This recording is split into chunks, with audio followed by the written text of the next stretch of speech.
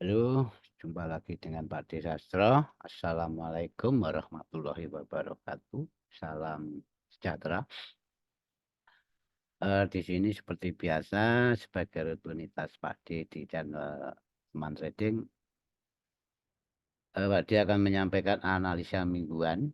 Di sini untuk periode tanggal 16 sampai 20 September, di mana ini dalam minggu ini juga tidak kalah penting. Banyak sekali peristiwa-peristiwa yang akan menjadi naik impact dari bank-bank sentral, terutama dari Fed,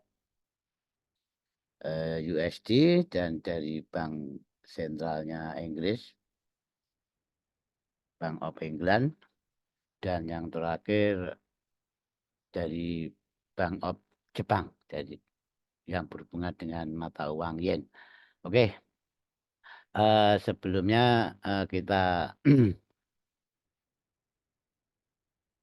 lihat dari segi kalender ekonominya. Sebelum ke kalender ekonominya, nanti keduanya dari sentimennya. Di sini Pak D karena akan menganalisa dalam arti forecast mingguan, jadi ini full satu minggu, dan di sini Pak D akan membahas all GPY. Eh, Kenapa all GPY Pak D? Ya karena memang ada berita yang berhubungan dengan GPY sendiri, yang akan ada kebijakan bank sentralnya pada Jumat tanggal 20, dan Fed pada Kamis dini hari, dan Kamis malamnya Bank Bank of England. Jadi ada 3 bank sentral yang akan eh, mengumumkan kebijakan tentang suku bunganya. Maka di sini saya akan fokus di all GPY, di antaranya yaitu USD GPY sendiri sebagai mayornya, Kanada GPY, Audi GPY, dan NZD GPY. Kenapa dipilih itu ya nanti saya jelaskan. Yang penting kita ke awali dari kalender ekonomi. Pada Senin tanggal 16 belum ada berita yang dalam arti yang high impact yang dapat menggerakkan harga. Nanti Selasanya kawan-kawan ya. Selasanya itu langsung kita disuguhi data inflasi dari Kanada. Jadi ini data inflasi dari Kanada yang forecastnya akan mengalami sebuah penurunan, di mana Kanada, Bank BOC-nya, Bank of Kanadanya, yang bulan kemarin sudah melakukan pemotongan suku bunga, dan dalam pernyataannya masih terbuka akan melakukan pemotongan suku bunga pada rapat berikutnya pada bulan Oktober, di mana sebagai acuan bila data-data nanti mendukung. Jadi nanti kalau inflasi ini mengalami penurunan sesuai dengan forecast dan konsensusnya, tidak menutup kemungkinan pada bulan depannya Oktober eh, Bank of Canada akan memotong suku bunga lagi. Berarti dari sini otomatis kita sudah mendapat satu clue dari sepihak Kanada. Oke, terus di hari Selasa tetap di hari yang sama pada malamnya di US Open ada pengumuman retail sale, di mana di sini adalah sebagai data ekonomi terakhir yang dimonitor Fed sebelum rapat kebijakan pengumuman suku bunga dari Fed Decision itu pada Kamis dini hari atau tanggal 18 ya. Di waktu Indonesia itu tanggal 19, Kamis 19. Jadi Rabu malam atau Kamis dini hari. Yang perlu kita perhatikan nanti di sini, kalau yang jelas dari kacamata indikator Fed betul, sudah 100% kalau Fed tetap akan memotong suku bunga. Yang menjadi eh, perdebatan di market hanya akan dipotong 0,25% atau 0,50%, dan nanti ini sebagai data ekonomi terakhir, di mana bila mana retail sale nanti mengalami sebuah eh, penurunan yang signifikan ya, jadi turun signifikan itu berarti turun di bawah konsensus dan turun di bawah previous, dan ini tidak menutup kemungkinan akan ada pemotongan yang agak hard, jadi kemungkinan 50%, dan bila mana data aktual rilisnya itu sama dengan apa yang diproyeksikan market, 0,2% atau 1% yang sesuai dengan previousnya, otomatis tidak ada perubahan. Di sini Fed tetap akan memotong suku bunga, bedanya potensi ke 0,25% itu lebih besar daripada yang 0,50%. Itu kira-kira sekilas di hari Selasa. Dan Rabunya, Rabu ada pengumuman inflasi dari GPP dari Inggris, di mana di sini konsensusnya sama atau tetap, bahkan cenderung yang core-nya mengalami kenaikan, dan di sini akan menjadi acuan ya, akan menjadi acuan pada Kamisnya, karena di situ eh, Bank of England atau BOE akan melakukan rapat keputusan suku bunga, di mana seperti biasa di saat nilai inflasi itu tinggi, mereka akan menahan suku bunga lebih lama. Jadi bila mana nanti nilainya ini turun, eh, potensi Bank of England juga akan melakukan pemotongan suku bunga pada rapat berikutnya. Tapi kalau untuk besok, pada minggu ini, yang tepatnya Kamis, selepas Fed, proyeksi market itu masih sama. Jadi Bank of GBP masih menahan suku bunga. Terus ada inflasi dari euro.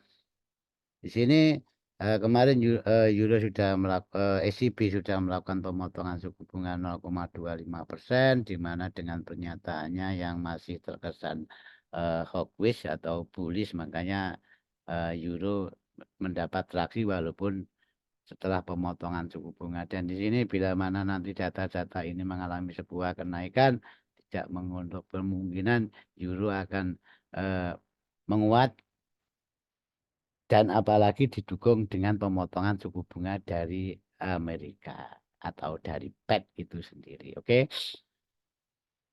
Itu data lainnya nggak begitu penting, dan Kamisnya ini atau Rabu dini harinya Kanada juga mengadakan ini summary, dan yang ini yang ditunggu-tunggu pelaku market, Fed rate decision, di mana di sini masih akan opsi pemotongan suku bunga 0,25% dari konsensus dan forecastnya. Kita tetap nunggu data rilis saja, dan ada pernyataan apa dalam ekonomi FOMC ekonomi projectionnya. Terus pada press conference-nya, yang dimana nanti ada sebuah pernyataan dan pertanyaan jawaban dari sebuah pertanyaan dari media. Oke. Itu terus tadi seperti yang saya katakan, pada malamnya setelah pengumuman dari Fed, Bank of England atau BOE juga melakukan pengumuman suku bunga, di mana market masih memproyeksikan menahan. Jadi nanti eh, inflasi ini, data inflasi dari GPP ini sangat berperan, kawan-kawan. Jadi kalau nilai inflasinya naik atau sama dengan konsensus dan forecast, tidak menutup kemungkinan akan menambah daya dukung GBP atau Bank of England untuk menahan suku bunga lebih lama. Dan di sini menggambarkan kalau GBP akan menjadi mata uang yang lebih stabil atau kuat daripada mata uang lainnya. Oke.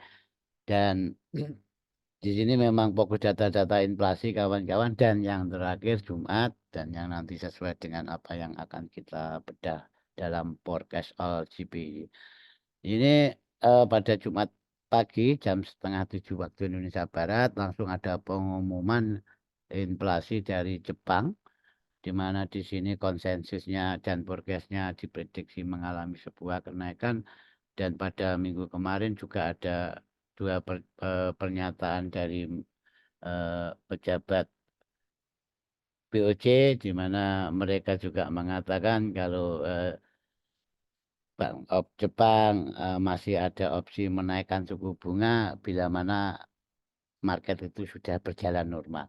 Oke, dan di situ bila inflasi nanti seperti biasa, bila inflasi mengalami sebuah kenaikan untuk kedepannya, tidak harus malamnya, jadi untuk kedepannya atau tidak ini siangnya jam 11. Jadi untuk kenaikannya itu belum tentu dilakukan pada saat itu, tapi bila mana inflasi sudah naik itu clue dan potensi besar pada rapat berikutnya saat market itu normal, Bank of Jepang akan menaikkan suku bunganya.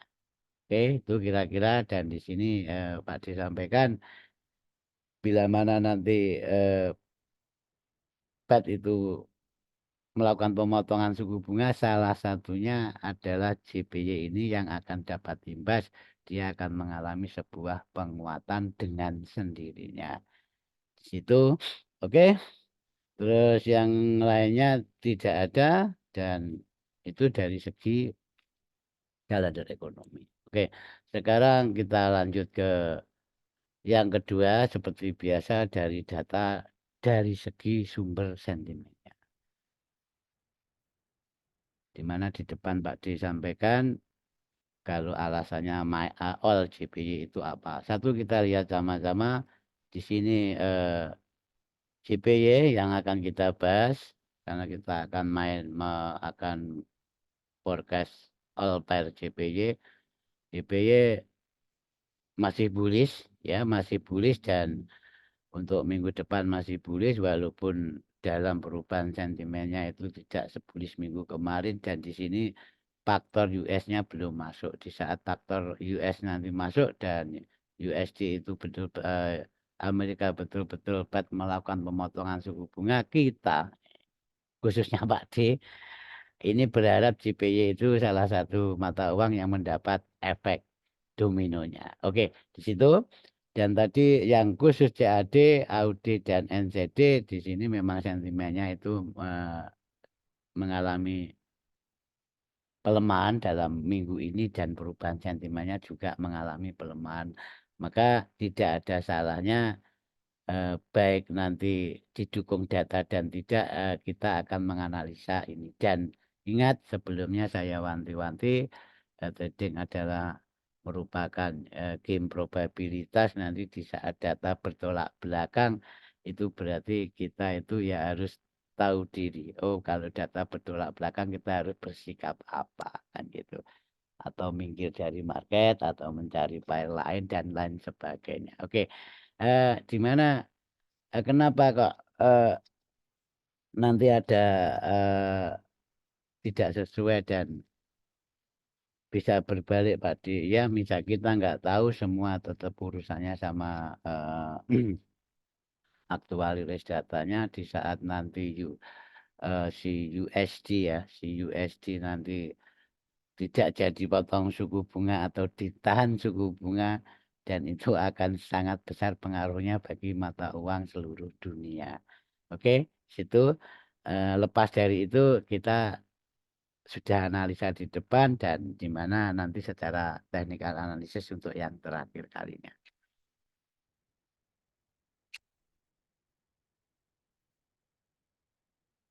Oke kawan-kawan dari segi fundamentalnya, kalender ekonominya sudah, dari segi sentimennya sudah, dan alasan untuk memilih pair all GPY sudah Pak D sampaikan di depan dan eh, mungkin di sini untuk Kanada karena berhubungan dengan oli dan oli mengalami pelemahan, di mana Kanada juga mengalami pelemahan, ditunjukkan dengan USD CAD yang uptrend. Di sini memang ditunjang karena memang pulihnya sebuah produksi dari apa itu di salah satu di Meksiko kalau nggak salah dikarenakan dari bencana. Jadi setelah pasca bencana ini sudah mulai pulih produksinya otomatis di situ ada penambahan sebuah supply dan di situ membuat harga oli itu turun. Itu kira-kira.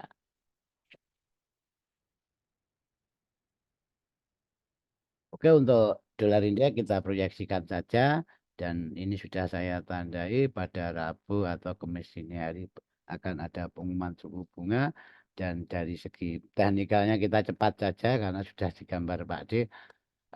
Ini ya, potensinya nanti bila mana ini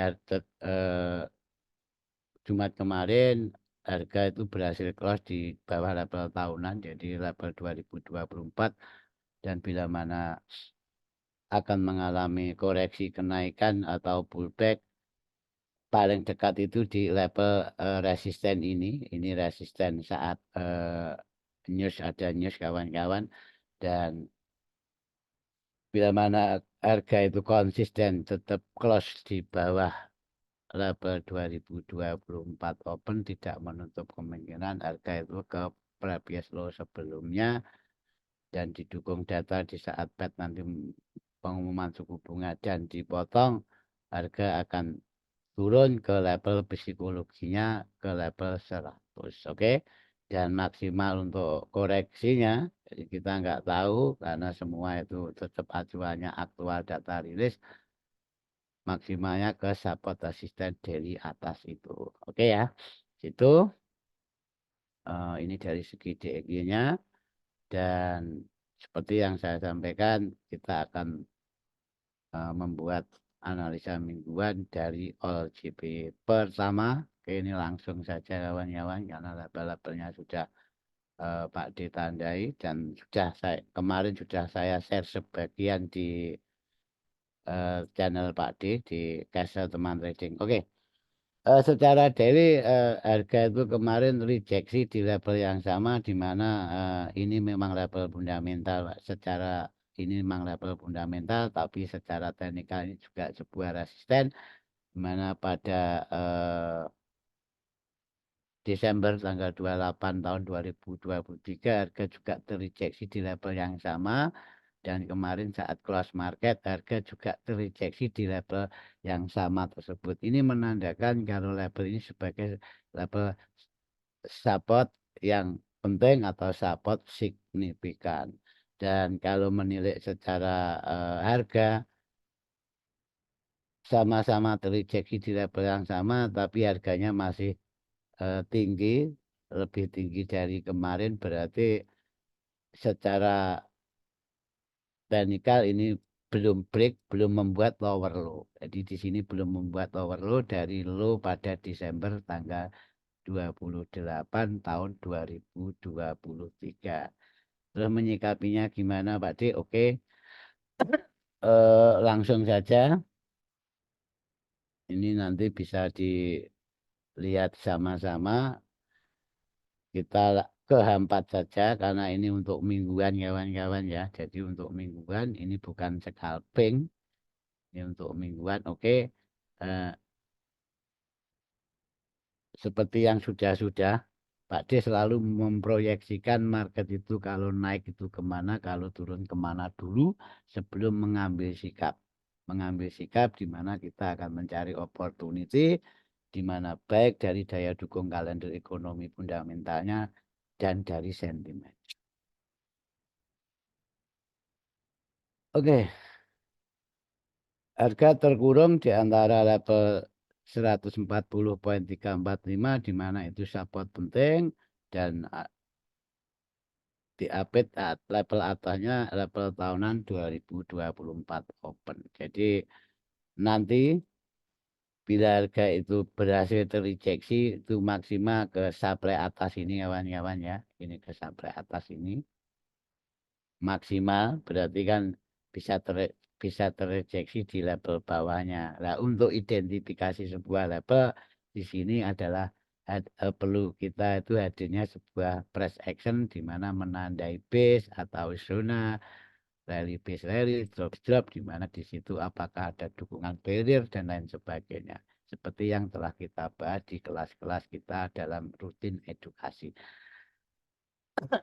Oke, sini kita kenali dulu market, dan seperti isu-isu fundamental yang saya sampaikan di depan, kita langsung saja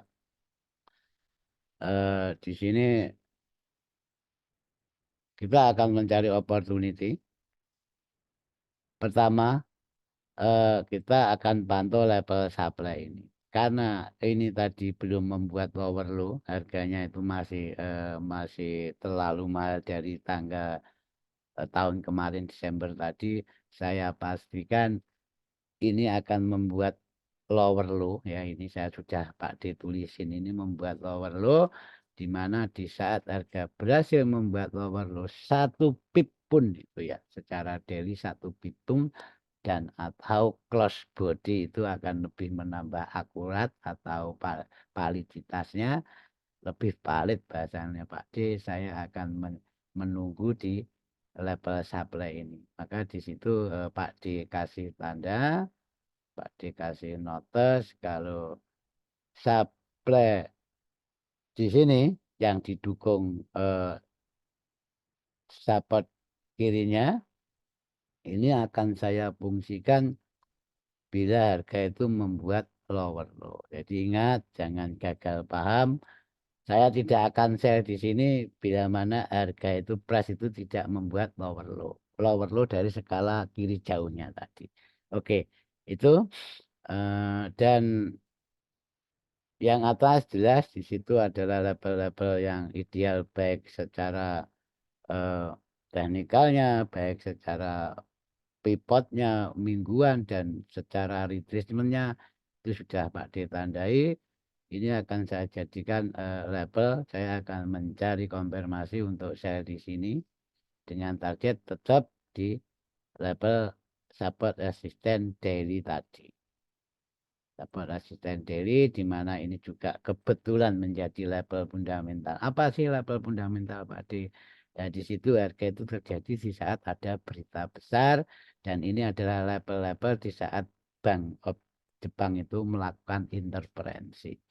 Oke, itu. Dan yang kedua level atasnya, di mana ini adalah last likuiditas kawan-kawan. Jadi di sini level 144.567 saya pastikan di broken ya. Ini sebagai konfirmasinya.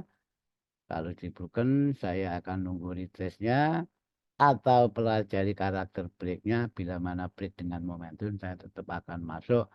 Yang membedakan adalah targetnya. Kita akan keluar di sini dulu. Kenapa di sini? Di sini ada sebuah support, dan ini adalah extreme LS, dan ini base-nya. Ini, oke? Tuh. Dan selanjutnya level atas, level paling atas, dan level paling atas itu adalah level low momentum kawan-kawan. Jadi di mana harga itu kalau terkoreksi terlalu dalam, dia itu butuh momentum untuk membuat harga itu meneruskan tren panjangnya. Di mana kalau harga nanti take di atas itu, untuk turun membuat lower low tidak sestrong kalau harga di supply, dua supply di bawahnya itu. Jadi sangat butuh momentum. Makanya kalau nanti dapat sell di sono, lebih baik kita mencari support resisten terdekat secara mayor. Ini support resisten terdekatnya secara mayor, dan itu juga support resisten daily. Oke, itu kira-kira kawan-kawan ya.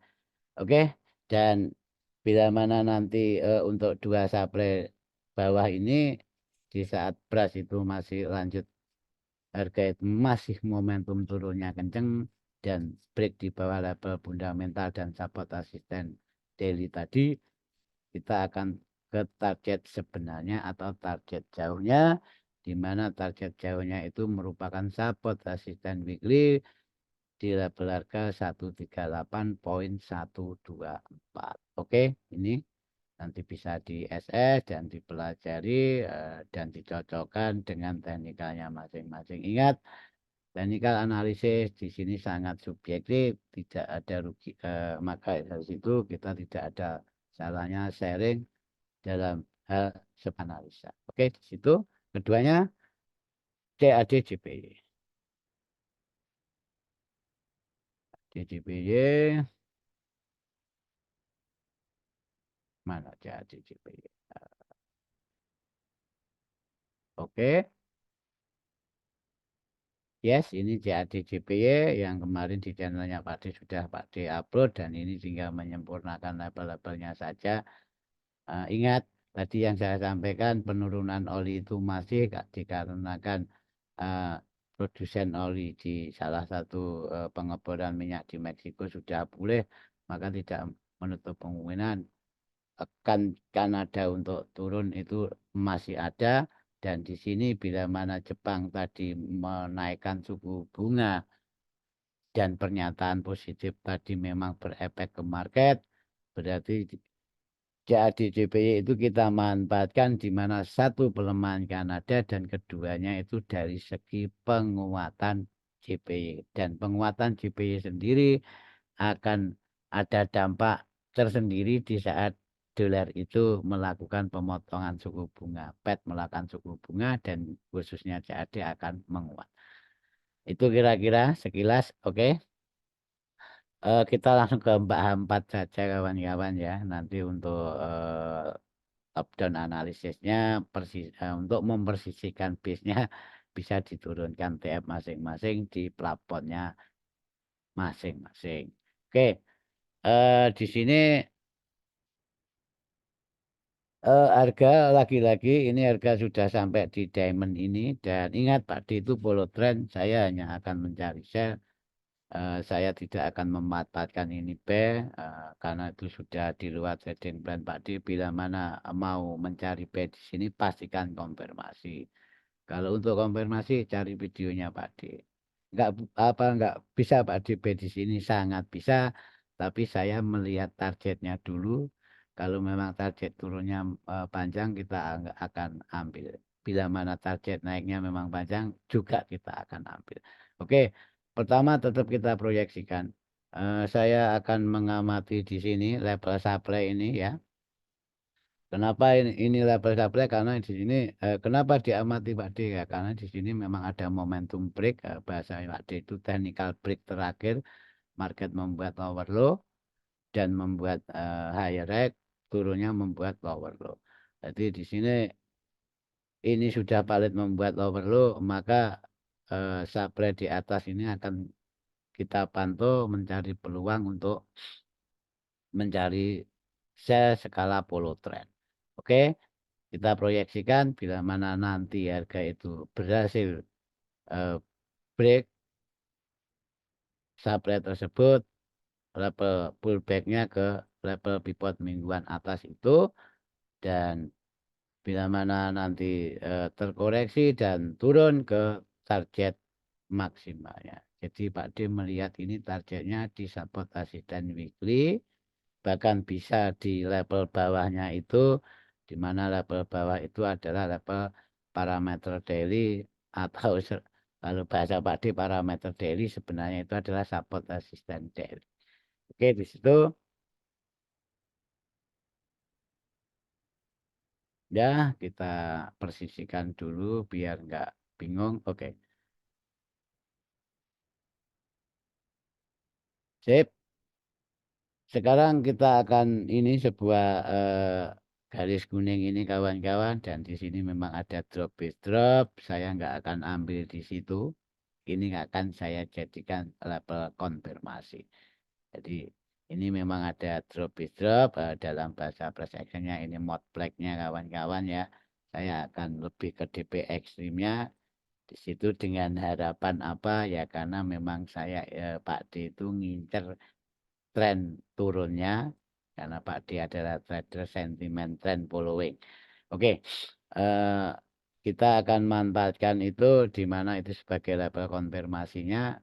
Saya akan pastikan harga itu close di bawah level support resisten kuning itu, dan saya tunggu retrace-nya dan atau pahami level break-nya dengan target level support resisten weekly di level 102.643.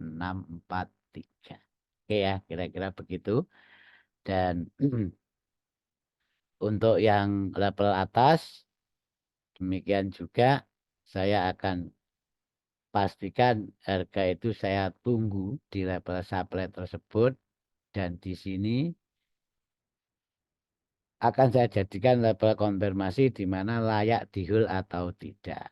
Oke, tidak saya jelaskan lagi kalau ini level fundamental, dan level fundamental itu sebenarnya juga hampir sama dengan support resisten yang signifikan. Oke, ini targetnya sama.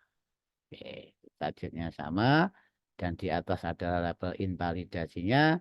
Bila mana harga itu konsisten di atas level tahunan 2024 di harga 106,430, harga akan mengambil order di low likuiditas, di last likuiditas maksud Pak D, atau supply terakhir di harga 107,714, dan di sini kita baru mikir back, kawan-kawan. Dan untuk turunnya seperti yang saya bahas di saat harga di sini, untuk turun membuat lower low panjang butuh sebuah momentum. Nah, momentum itu apa? Ya dari penggeraknya. Penggeraknya adalah sebuah berita. Oke, di situ. Dan bila mana nanti level support resistance weekly 102,63 itu kalau masih diberikan, saya akan hold ke target sebenarnya, yaitu di level parameter daily atau previous low sebelumnya. Ini dari CAD JPY, dan ini secara view clearnya, naik turunnya kelihatan. Oke, selanjutnya yang ketiga, audit JPY. Khusus audit JPY dan NZD JPY hanya menyempurnakan marking-marking Pak D kemarin yang sudah kita share di channelnya Pak D di Castle Teman Trading. Oke, di sini harga sudah membuat lower low dari skala ini dan terjadinya sebuah break atau technical break. Ingat kawan-kawan ya, ini sebenarnya CP. Ini CP, dan laba-laba support asisten di dalam CP itu terutama awal dan akhir CP itu layak dipantau. Oke, eh, di sini harga memang sudah membuat low. Saya pastikan nanti ini yang membedakan kawan-kawan. Jadi yang pertama, saya tetap seperti pair yang tadi yang CAD JPY, saya akan lebih prepare di level atas ini supply, karena ini sejajar dengan level tahunan. Saya pastikan akan mencari konfirmasi untuk sell di situ dengan target support resisten terdekat. Oke, di sini ini support resisten yang dari rally base rally di kirinya itu. Oke, situ. Terus yang kedua adalah level atasnya, di mana level tersebut merupakan level pivot mingguan, dan saya pastikan level tahunan di broken, yang akan membuat saya itu lebih confident untuk hold. Oke, targetnya sama kawan-kawan. Insya Allah kalau harga sudah close di bawah level tahunan 96040, targetnya sama. Oke, dan untuk yang supply paling atas, di situ yang membedakan hanya target, karena di sini level itu masih sangat ideal, tapi lagi-lagi kita terhalang oleh support resisten secara daily itu. Oke, ini. Dan ini yang sering menjadi sebuah pertanyaan. Dari sini kan ada diamond Pak D. Apakah Pak D nggak akan buy? Ya, sebenarnya boleh-boleh saja. Boleh-boleh saja kita akan buy di situ. Tapi ingat, maaf tadi ketinggalan, sebelumnya tak proyeksikan dulu. Di mana ini level tahunan kawan-kawan. Level tahunan, dan di saat harga itu akan melakukan pullback paling dalam itu di level atas itu. Di level support resisten ini. Dan di situ ada supply, dan bila mana turun close di bawah level tahunan 2024 open, harga itu akan ke level sini, ke level support. Di situ bahkan tidak menutup kemungkinan akan ke level support bawahnya. Kenapa? Ya karena ini mesti ada daya dukung berita besar di situ. Oke. Nah, maka di sini alasan saya secara matematis ya, gitu kan.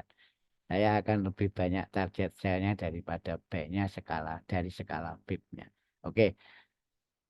Bila mana kawan-kawan nanti akan mencari peluang untuk buy, pastikan sebuah konfirmasi. dan ada validasinya. Jadi B akan terinvalidasi di saat harga itu sudah membuat lower low dan break sebuah ekstrim ini.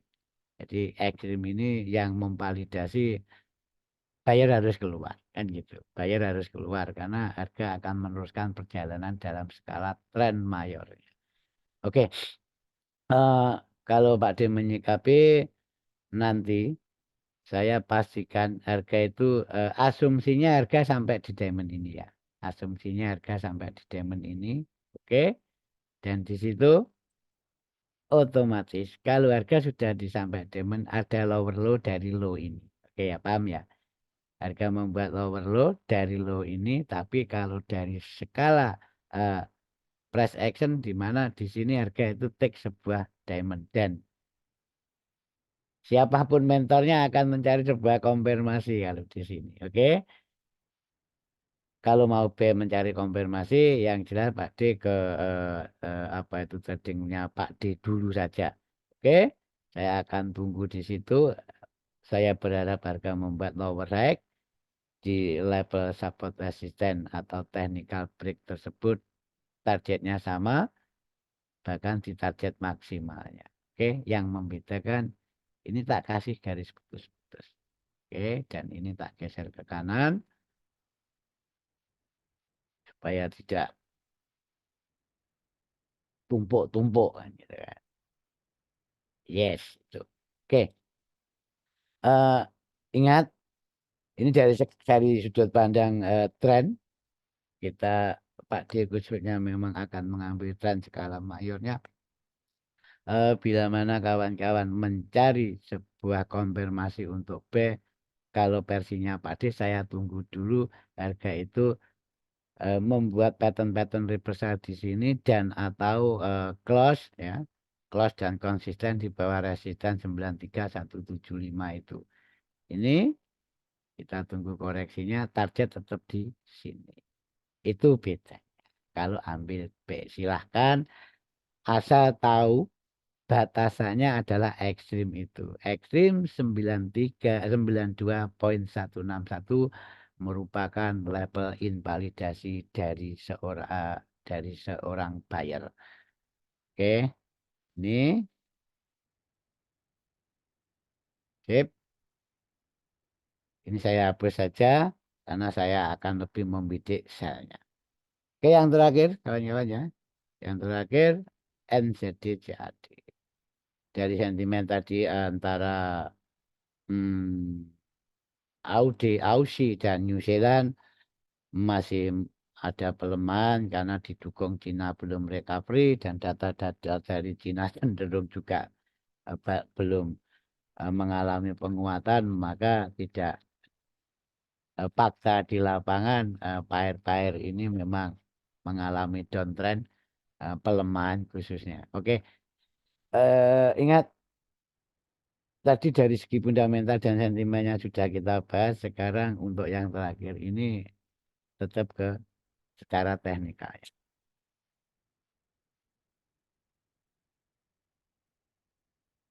Pak D selalu padukan itu karena sebaik-baiknya fundamental dan sentimen bila mana tidak didukung teknikal dengan baik itu juga kurang kawan-kawan.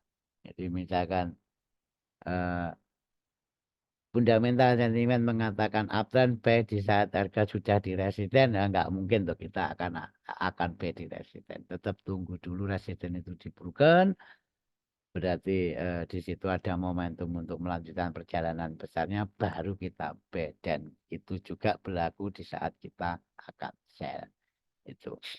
Maka di sini kita lihat secara teknikalnya kawan-kawan, cara PA-nya ini ada CP dan ini adalah support dari sebuah NCP dan ini akan menjadi level penting dan di situ eh, kita jadikan ini sebuah barrier karena memang eh, CP itu terdiri dari support resisten bertumpuk di saat harga itu mengalami sebuah pelemahan atau pendekatannya secara CP.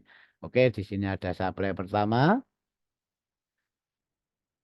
dan di atasnya ini supply kedua memang ini drop is drop yang terjadi dan ada daya dukung ngebreak drop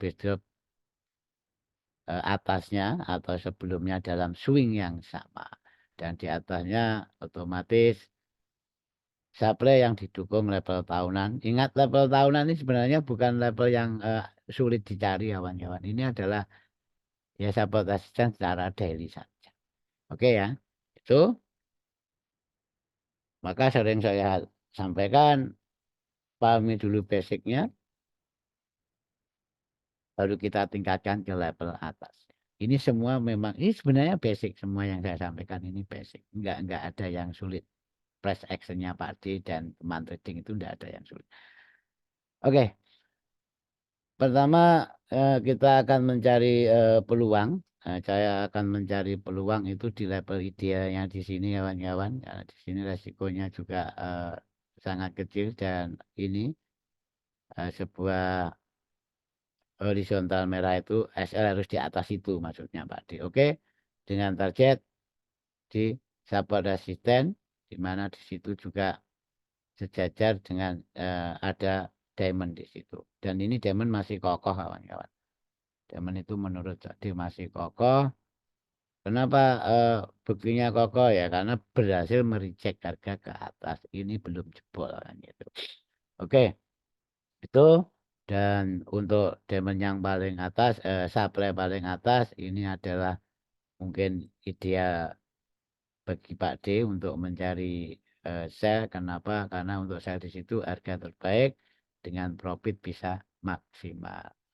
Oke, dan sebelumnya eh, harga ini sebenarnya masih konsolidasi di level support resistance weekly atau Monday open itu. Jadi di atas itu kenapa sebagai level ideal sebutkan Pak D ini menjadi level maksimal pullback-nya. Oke. Harga itu kalau mau pullback ya ke atas sana, dia kalau mau turun ya ke target selanjutnya. Oke, target selanjutnya cukup di sini saja. Ini adalah support resistance secara daily. Oke. Dan dalam penurunannya kemarin, NZD/JPY ini sudah membuat lower low. Low ini sebenarnya lower low dari atas itu. Dan di sini didukung oleh support dari sebuah NCP. Kita tahu harga naiknya tidak membuat higher high, jadi low naiknya membuat higher low, lower low, maaf, membuat lower low. Saya pastikan harga ini back out. Ya, ini bahasanya Pak D. Ini harga ini saya pastikan back out. Dengan broken diamond ini otomatis harga membuat lower low dan saya akan memanfaatkan satu supply tersebut dan label Money open sebenarnya sebagai level konfirmasi. Oke. Untuk turun lebih dalam membuat lower low yang skala trennya. Oke ya. Semoga paham. Sip. Ini jadi ingat bukan berarti di sini di sell. Jadi syarat sell di sini itu harga membuat lower low dulu. Dengan asumsi di sini harga membuat lower high. Oke. Tuh. Jadi kalau membaca markingnya Pak D itu memang perlu dipelajari intonasinya. Bukan berarti saya di sini. Saya di sini kalau tidak membuat overload, kalau diamond ini masih kokoh, ada likuiditas yang menanti di atas itu kawan-kawan. Oke? Itu.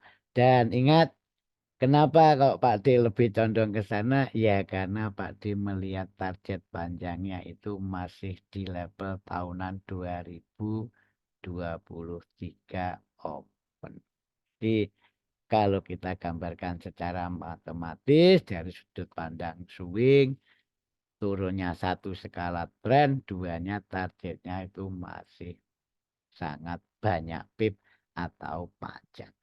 Oke, itu kira-kira dari Pak D. Semoga bermanfaat. Terima kasih atas apresiasinya selama ini mendukung Pak D. Dan mohon maaf bila ada ketidakjelasan dalam penyampaian materi. Nanti untuk lebih jelasnya bisa sharing di grup teman trading dengan Pak D. ada rutinitas Zoom edukasi.